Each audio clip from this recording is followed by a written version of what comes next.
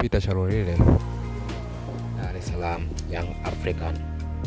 Huyu sasa anaenda kuwa silaha adimu sana ya wananchi kwa sasa.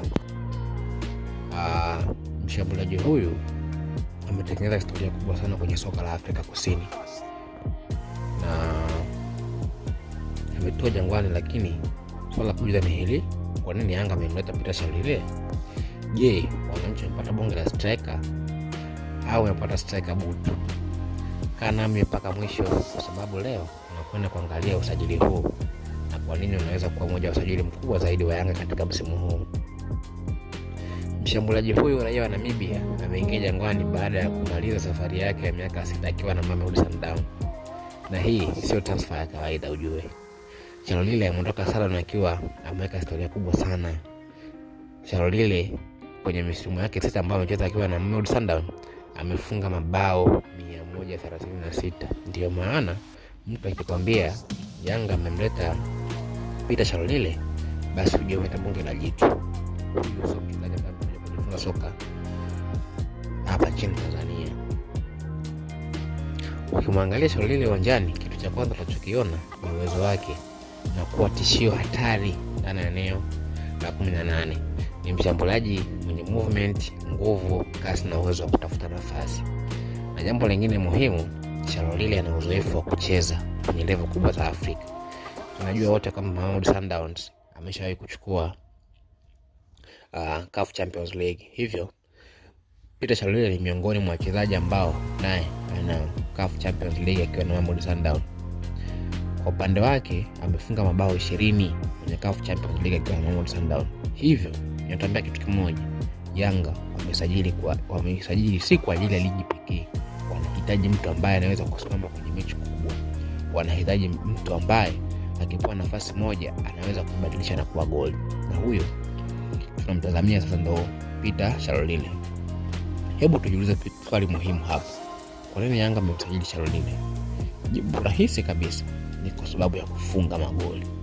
Kwenye soka la kisasa unaweza kuwa na midfielder mzuri, unaweza kuwa na winger mzuri, lakini kama hauna striker mzuri, kumalizia nafasi na kuwa ni changamoto. Na Yanga wanataka kwenda mbali zaidi sasa. Wanatamani kutawala soka la Tanzania, wanatamani kutawala soka la Afrika. Kwa hiyo wanataka kufanya vizuri kwenye CAF Champions League. Kwa hiyo ukimleta mshambuliaji ambaye tayari ana experience ya mashindano haya, unakuwa muongeza kitu muhimu sana kwenye kikosi. Na sasa imagine Yanga ikipata nafasi na participant ni Peter Shalolile, inaweza kuwa hatari kubwa sana kwa timu pinzani.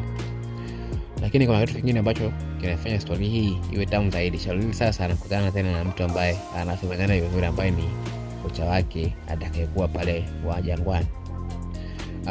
Kocha wake tayari ameshafundisha kikosi cha Mamelodi Sundowns.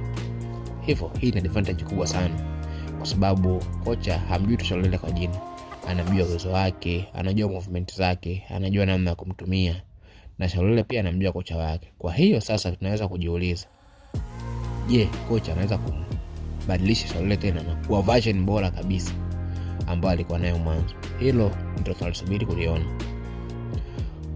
Mashabiki wa Yanga, usajili huu una maana kubwa sana. Kwa kwanza, muongeza experience, pia muongeza ushindani kwenye safu shambuliaji kwa wachezaji kama kina Depu, tatu, muongeza mchezaji ambaye tayari anajua maana ya kucheza kwenye pressure kubwa. Na 4, muongeza karata mshambuliaji anayejua kufunga. Lakini kuna kitu kingine ambacho mashabiki wengi wanakisubiri, ambao ni dabi. Imagine kwa siku Shalolile anavaa jezi ya Yanga na kuingia Benjamin Mkapa pale huko akimenyana na Simba. Sipati picha hiyo siku itakuwaje, lakini ambacho nakiona, Shalolile anaweza kuja kuwa na wakati mzuri sana na kaja kwa tishio sana kwenye ligi yetu Tanzania. Imagine how many goals can Shalolile score katika msimu wake wa kwanza. Hebu tujiulize swali hili. Nataka nikupe swali moja.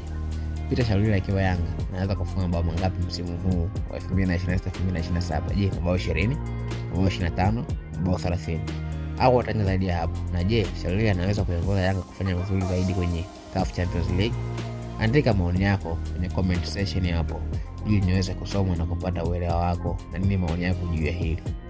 Na kama wewe ni shabiki wa Yanga, shabiki wa Simba, unapenda kufuatilia soka la Tanzania na Afrika, usishie hapa, subscribe kwa channel hii, bonyeza notification bell, kwa sababu hapa tunakuletea stories za wachezaji, usajili, analysis na kila kinachoendelea kwenye ulimwengu wa soka. Peter Shalulile amefika Jangwani. Sasa ni muda wa kusubiri, je, Nyama atajibu matokeo?